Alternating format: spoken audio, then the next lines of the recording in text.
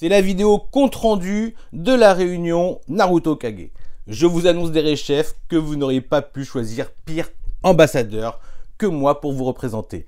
C'est comme si vous aviez choisi en délégué de classe le mec qui squatte le dernier rang, un peu turbulent et qui sèche de temps en temps les cours. Pour tout vous dire, j'ai même failli ne pas assister à cette réunion. Je vais aller à l'essentiel, mais il faut que je vous remette dans le contexte. Je suis parti de Vendée, dimanche, pour arriver à Paris le soir même, sachant que la réunion a lieu le lundi. Je ne vous raconte pas mes péripéties liées aux travaux qui ont lieu sur la ligne 14 et la ligne 5 du métro ce dimanche-là. Heureusement, j'ai gardé les bons réflexes de Parigo, ni une ni deux, j'ai rebondi à chaque fois pour finalement avoir l'avant-dernier RERC afin que je puisse me loger chez ma sœur. Avant de me coucher, je prends le temps de checker l'adresse du rendez-vous, histoire de voir combien de temps ça va me prendre demain matin pour y être et voir approximativement à quelle heure je dois être parti. 3/4 d'heure, 1 heure max, je suis large. Vous connaissez le « je suis large ». Le matin, je prends le petit déj pépère avec ma petite sœur, puis je décide de retrouver ma mère, histoire de prendre le temps de l'embrasser. Après tout, je suis large. Puis alors que ma sœur me dépose pour aller retrouver ma mère, je reçois un message de Mangalikwa, avec qui je suis en contact et qui me demande si je suis bien présent aujourd'hui ou pas. Je lui réponds que oui, puisque c'était le seul jour où je pouvais être présent.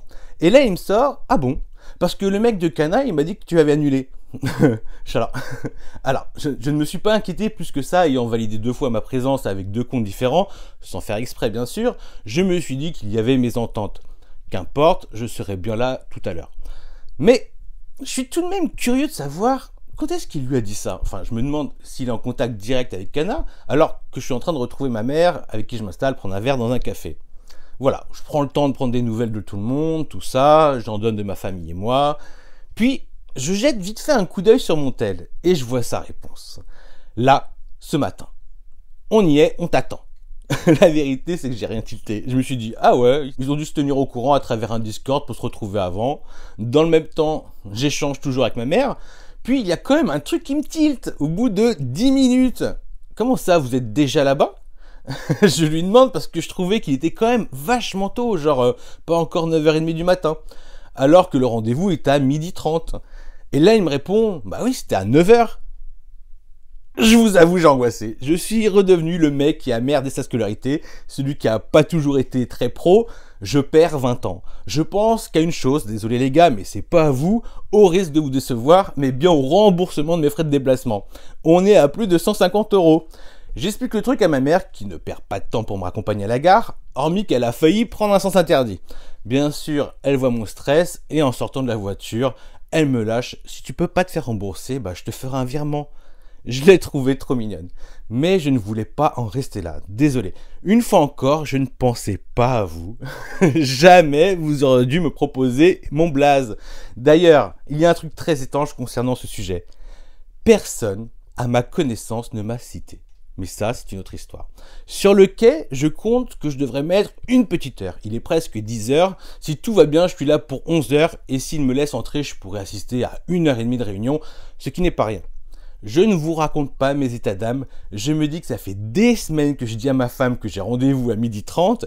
Et là, je me dis, mais où tu vois qu'on propose une réunion à l'heure de la pause déj ? Rien ne me garantit de pouvoir assister à cette réunion et en vrai, je me trouve trop irrespectueux envers Kana et ses représentants. Puis, il y a un message de Mangalikwa qui me redonne de l'espoir. Ça marche, dis-moi quand t'es là. Puis un autre, tranquille, ça va le faire, ils sont cool. Là, si vous existez, j'ai pensé à vous. Dans le meilleur des cas, j'arrive à l'heure du débrief. Ma seule crainte, c'est de faire perdre du temps à tout le monde en les obligeant à se répéter par ma faute. Donc je suis arrivé en retard, j'ai rejoint l'équipe à 11h, 11h10, tout le monde a été cool avec moi et s'ils m'ont chié dessus, bah ils l'ont gardé pour eux, enfin c'est cool. Et franchement, j'ai été super bien introduit par Nicolas, le webmaster de Kana, à qui nous avions été déjà en contact par mail. Encore merci à lui pour sa gentillesse. Par contre, j'ai pas perdu de temps. On m'a fait un récapitulatif rapide de ce qui s'est passé durant ces 2 heures. Je fais confiance aux collègues pour vous en parler mieux que moi, à travers leurs posts ou leurs vidéos sur le sujet. Mais grosso modo, ils leur ont montré des PowerPoint de toutes les ébauches qu'ils avaient faites, de toutes les contraintes qui sont démultipliées du fait que c'est la Shueisha, que c'est Naruto, et que c'est un produit qui n'existe pas au Japon. Perso, étant en contact avec Meian, j'avais déjà notion de tous ces éléments-là. Puis je me retrouve avec les 2 tomes de cette fameuse édition Hokage de Naruto entre les mains. Le truc, c'est que je suis frais. Je ne me suis pas tapé 2 heures de lavage de crâne et je sais pourquoi je suis ici, maintenant que j'y suis. Alors oui, le produit en soi est propre. Le contenu, rien à dire, page couleur, bonus et tous ces vendeurs, rien que pour ça, on dira que ça vaut le coup. Néanmoins, ce que j'ai dans la main, ce n'est clairement pas une perfecte. Le papier est le même que pour la Deluxe de Monster et le format aussi. À titre comparatif, c'est comparable pour moi aux rééditions de Panini. Je pense à Eden, 20th Century Boys, Banana Fish par exemple. Et je vous avoue ne pas être fan. Après c'est personnel, hein. C'est là que je me rends compte qu'avec 37 tomes, cette collection ne sera jamais de la qualité d'une perfecte de Saint Seiya d'un point de vue qualité. En vrai, la sien, donc le devant de la jaquette, ça va. De toute manière, le sujet principal concerne le dos des tomes. Pas la tranche, là où il y a le papier, mais bien le dos, celui qui est visible à travers la mangatech. La C4, donc l'arrière de la jaquette, est propre, rien à dire si on oublie ce manque de matière sous les doigts. Oui, même si la jaquette est de qualité, le dos cloche encore pour moi. Et ça ne s'estompe pas, même avec les 2 tomes l'un contre l'autre. Et la vision du résultat final, ça reste illisible. Ma première question est pourquoi, bien que je sais que c'est pour les 20 ans de la série, pourquoi ont-ils choisi de la sortir juste après la collection Hachette? Car de mon point de vue, et je pense aussi de celui qui a acheté cette collection, c'est le genre de move qui te désabuse. La réponse est que ça ne vise pas le même public, et puis de toute façon c'est pas la même société, car ce que Kana propose, c'est un produit de luxe en comparaison à la Hachette. Bon, pour moi, ça reste la même licence, mais j'entends leur réponse. Perso, j'aurais prévu une sortie pour novembre-décembre, joyeux Noël. C'est toujours les 20 ans, sauf que la pilule passe mieux, surtout qu'en tant que cadeau de Noël, ça peut facilement fidéliser l'achat des tomes suivants, avec l'aide des parents, pour les plus jeunes. Lors d'un tour de table, Yaki rapporte les remarques de sa communauté. Son voisin, dont je ne retiens pas le nom, mais qui représentait les figurines Taka, était dans le moi-je, moi-je, moi-je. Et Mademoiselle Soso, la seule avec Quentin Bus que je connaissais de visu, nous a pondu tout le bien qu'elle pensait de l'édition, en soumettant l'idée que les personnes qui n'aimaient pas la cover pouvaient la retirer. Je regarde, ok, laisse tomber. L'idée aurait pu être bonne s'il y avait matière en dessous, mais non. Elle a également dit qu'elle savait tous les soucis que c'était de travailler avec les Shueisha. Je ne sais pas quel était le message de sa communauté, si message il y a eu, ce qui reste assez étonnant puisque la majorité écrasante des votes lui revenait. Mais cette édition était très bien pour elle et pas nécessaire de revenir sur le travail de Kana. Elle rappelle aussi à nos interlocuteurs qu'elle a vu avec Stéphanie pour qu'elle puisse tourner son vlog afin de les solliciter après la réunion. Elle nous sollicitera également par la suite, bien que ça ne soit pas fait avec moi, hélas, un peu aussi parce que je me suis senti poussé vers la sortie. Voilà, alors qu'on traînassait quand même en fin de réunion, il faut les comprendre. Et de mon côté, j'avais pas envie d'abuser plus que ça, si vous me comprenez. À ma gauche, il y avait Quentin Bus, aka la chaîne YouTube La Mangatech, qui, de ce que j'ai vu, a dosé ses interventions. Je sais pas comment c'est passé avant. À sa gauche, un Thibaut, mais je ne pourrais pas vous dire qui c'est, je l'ai pas trop entendu depuis que je suis arrivé. Et à sa gauche, Mangalikwa, qui intervenait assez régulièrement. Après, quoi vous dire?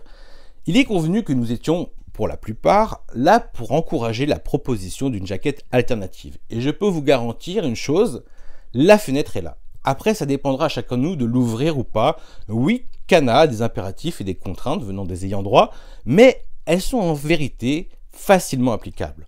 Je vais être clair avec vous et je ne vais pas parler chinois.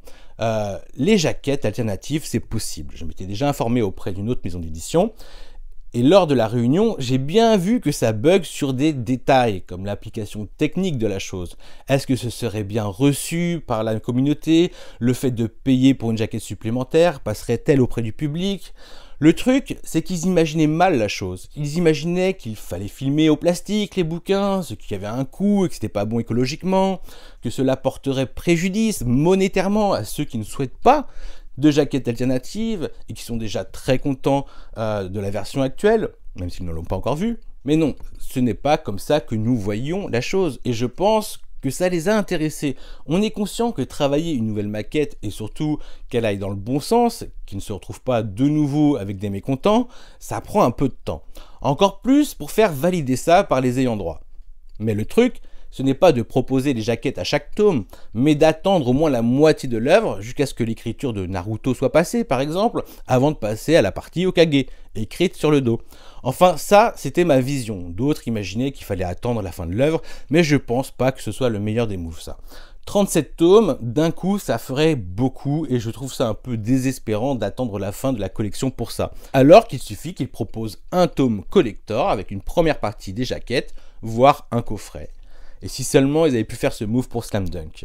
Ils nous ont proposé également une solution gratuite qui aurait été de placer des cartons illustrés pour couvrir la partie des dos une fois sur les étagères. Bon, ça nous a pas vraiment séduit, mais ça pourrait être un très bon complément pour la proposition d'un coffret avec les jaquettes, et ça plairait forcément à bon nombre d'entre vous. Peut-être. Je pense que déjà à partir de là, on a réussi à entrouvrir une porte, mais on a aussi calé notre pied pour qu'elle ne se referme pas sur nos espoirs. Réussir à les intéresser sur d'autres mises en place de ces jaquettes alternatives est peut-être une illusion, mais c'est encourageant. Voilà. Bien sûr, l'autre souci primordial qui se présente à nos interlocuteurs, c'est quoi faire comme dos, qui pourrait plaire à tous, mais surtout afin d'éviter un nouveau shitstorm qu'ils redoutent bien sûr. Pour ma part, parce que je vais arrêter de parler pour les autres, car comme on me l'a fait remarquer, mon avis est subjectif. La tendance n'est plus aux frises ni aux fresques. Il semblait étonné. Alors oui, il y a un public pour cela, mais qui s'est aussi dirigé vers de la contrefaçon, et ils en sont ravis.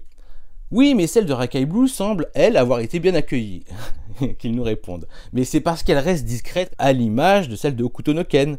Mais en vrai, et ça je ne l'ai pas dit, mais surtout que personne ose critiquer le choix éditorial relativement décevant de Pika, ce serait jugé être aigri. Voilà, depuis le temps que le public attend le retour de cette licence, comme si on se plaignait de la fresque et de ne pas avoir les pages couleurs, cela risquait d'annuler la parution de la licence. Le petit monde du Furio s'est couché au tapis, en mode carpette, à part quelques exceptionnels aigris. Je suis très déçu de cette demi-mesure de Pika. J'aurais préféré une offre de Meian, ou de Mangetsu, voire de Kana. Et c'est là que j'appuie, enfin, sans la fresque, les frises et tout ça. Et c'est là que j'appuie sur le fait du rendu enfantin des dernières fresques des Star Edition de Kana. Mais surtout qu'elle ne sied pas à une version de luxe. Soso a fait remarquer que ça dérangeait personne la frise de la Perfect Edition de Dragon Ball. Mais là, déjà, on parle juste d'une bande en bas du dos, qui en plus fait partie de l'ADN des mangas de Dragon Ball. Là, on parle d'une édition travaillée avec Akira Toriyama. Dans cette frise, il y a l'ADN d'Akira Toriyama. Il y a d'ailleurs une excellente vidéo de Marty Japan qui en parle en nous apprenant que la cover rouge des Perfect Edition aurait pu être verte, à travers une interview très intéressante du graphiste qui est également responsable de la Deluxe de Slam Dunk au passage. On y apprend qu'il travaille en étroite collaboration avec Akira Toriyama. Voilà. Bref, on parle de dessin exclusif du mangaka, c'est incomparable avec une pièce rapportée des Naruto qui court à travers ses âges, illustration provenant du tome 3 du artbook Uzumaki. Oui, j'ai bien dit Uzumaki et non Hokage, vous avez noté. On a beau m'expliquer le travail fourni pour mettre en évidence la frise avec les Naruto, de sa version originale pour la transporter sur la typo de Naruto Hokage, le résultat est que ça reste objectivement illisible. J'assure en tant que porte-voix légitime, ou pas, que pour une édition de luxe, on veut du sobre, du classe et du épuré. Et oui, le souci, dit comme ça, c'est que ça veut rien dire. Ça veut tout dire et rien dire à la fois. Et qu'on me renvoie une nouvelle fois à ma subjectivité, à mes goûts personnels. Je crois aussi qu'il y a amalgame dans nos discours lorsque certains parlaient de dorure, nos interlocuteurs ne semblaient entendre que bling bling, alors que cela pouvait juste être un élément de contraste sur la typo par exemple, selon la DA choisie, enfin la direction artistique choisie. Des idées ont ressurgi de vos coms à travers Yaki, comme l'idée de faire un parchemin de ninja, qui a d'ailleurs été retenu. Voilà, mais c'est entendu. À partir de là, des idées, on peut en avoir des dizaines, mais ce que je souhaitais particulièrement, c'était qu'ils entendent que le public des trentenaires n'était pas à prendre à la légère, qu'ils étaient là depuis un certain temps, et que s'ils étaient encore là, c'est qu'il y a une raison. Ils sont ceux qui ont le portefeuille. Bien sûr, c'est une image, j'en ai 40, et d'autres sont sur la même dynamique et ils en ont 20. Après tout, le but de cette édition était de coexister avec la version poche, donc pas besoin de nous sortir un personnage à chaque tome, puisque c'est déjà le cas dans cette version-là. Il faut penser à votre clientèle la plus fidèle, parce que c'est de ça qu'on parle en vrai. Celle-ci n'a pas forcément de poster de Naruto sur les murs de leur chambre, de leur appartement ou de leur maison. Vous avez noté, j'ai pas osé dire de Slam Dunk. D'ailleurs, si la Star Edition de Slam Dunk était là pour attirer un nouveau public, la Deluxe serait bien pour les vrais. Les vrais reconnaissent vrai. Enfin, pour les autres. Le cheminement aurait dû être inversé à la japonaise. D'abord une Kazenban et ensuite une Bunko. On fait pareil en France avec les livres. D'abord un grand format au prix élevé et ensuite un format poche à prix réduit. Pourquoi ce serait différent pour Naruto? Pourquoi elle n'a pas sa Star Edition, elle? Vous l'avez compris, je suis pour qu'il passe direct à la Deluxe, surtout lorsqu'elle existe déjà. On n'a pas besoin d'une fresque trop flashouille ou d'une frise un peu trop casse-gueule, histoire de dire qu'on a mis une frise. On veut quelque chose qui justifie un produit de luxe, quelque chose de classe, sobre, pour ne pas dire bling bling, mais bien du plus bel effet. On parle quand même d'une série remaniée en tome double de 37 tomes. Ça devrait être une évidence qu'il faut trouver une alternative afin de pouvoir disposer de la série sur plusieurs étagères, souvent limité à 80 cm. Je ne sais pas pourquoi. Alors, je ne sais pas pourquoi je pense aux covers de One Punch Man. En vrai, ils auraient même pu faire une fresque sur 2 étages. Mais bon, on veut une alternative à la frise. Des collectionneurs veulent une frise, ok, et d'autres n'en veulent pas. Vous êtes capable de combler les deux pour une série d'une envergure aussi grande que celle de Naruto. Toutes les maisons d'édition se la donnent avec des collectors. Ils sont même capables de créer des kits presse qui en rendent fou plus d'un. Il faut absolument voir plus loin et créer cette proximité avec les clients qui sont là depuis le début. Vous ne pouvez pas tout miser sur la nouvelle génération. Vous ne savez pas si elle sera encore là après la prochaine crise économique. Le manga est un produit de luxe qui devient de plus en plus luxueux et derrière, les animés en ligne sont contre-fous de vos éditions.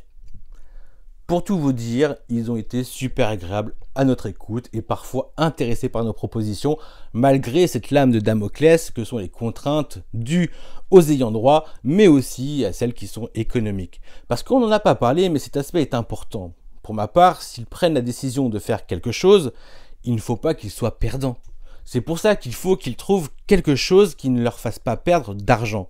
Parce qu'entre nous, s'ils ne font rien de plus, on sait que la Deluxe va se vendre. Peut-être juste un peu moins bien que ce qui aurait pu. Il y a moyen qu'ils gagnent de l'argent sans que nous nous sentions floués.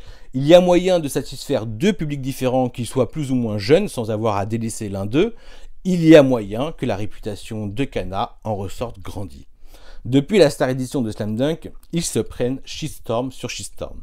À chacune de leurs nouvelles directions artistiques, je pense à Yu Yu Hakusho et Naruto pour le coup. En vrai, en ce qui concerne la direction artistique des covers, enfin, je pense aussi aux premières de couverture de March Comes Like a Lion. Non mais pourquoi avoir retouché les magnifiques illustrations de l'autrice qui mettaient tellement en valeur chacun des tomes? Et on peut dire autant dernièrement avec les Kowloon génériques romance. Mais là, c'est encore un autre sujet. D'adaptation, quoi. J'ai toujours reconnu Kana comme une excellente maison d'édition qui n'abandonnait jamais ses titres, même si certaines sont en arrêt de commercialisation, ils ne les ont jamais abandonnés. Malgré leurs mauvaises ventes, ils soutiennent encore les Sanseiya, dans leur Perfect Edition, et les Gintama, ainsi que les Bakonreto, pour ne citer que. Même si cela pouvait ressembler à un plan de com de nous inviter dans leur bureau, ils n'étaient pas obligés. Franchement, avec le temps, cette histoire elle se tassait. Ça ne les a pas empêchés d'être agréables à notre rencontre sans nous regarder de haut. On pouvait sentir que derrière leur labeur, il y avait de la passion. Le souci, c'est qu'ils sont à la chasse aux nouveaux lecteurs, qui seront potentiellement des clients fidèles à l'avenir. Mais j'espère que notre visite leur a apporté un autre son de cloche, que nous ne sommes pas que des aigris, mais que nous avons aussi des arguments à faire valoir et qui servira à tout le monde. Chacun d'entre nous peut être gagnant, et qui sait, la Deluxe de Naruto suivra peut-être le même destin que la Black Edition allemande de Death Note, et sera reprise dans différents pays avec succès. Y a-t-il plus jouissif pour une maison d'édition, en plus d'un succès commercial, que d'être repris dans tous les pays? Anyway, ils savent et on sait qu'il y a un marché parallèle sur les jaquettes aujourd'hui. Donc en conclusion, ceux qui ne seront pas satisfaits s'autosatisferont. J'ai repris cette expression, elle n'est pas de moi. Mais le vrai sujet, aujourd'hui, ne serait-il pas autour de la Deluxe de Slam Dunk, qui sort après la Star Edition et pas l'inverse?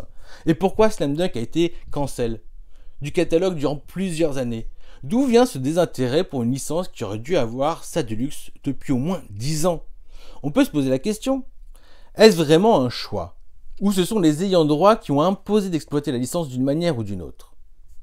Et puis comment Pika peut nous proposer une édition de Roku Danashi Blues en demi-teinte comme ça? Pourquoi nous ne sommes pas respectés au vu du nombre d'années que cette réédition est attendue? Et là, on est loin d'un problème au niveau du matériel. Tout est disponible. Pika est capable de changer le format de la Bunko, mais pas de reprendre les pages couleurs de la Kazenban Extra.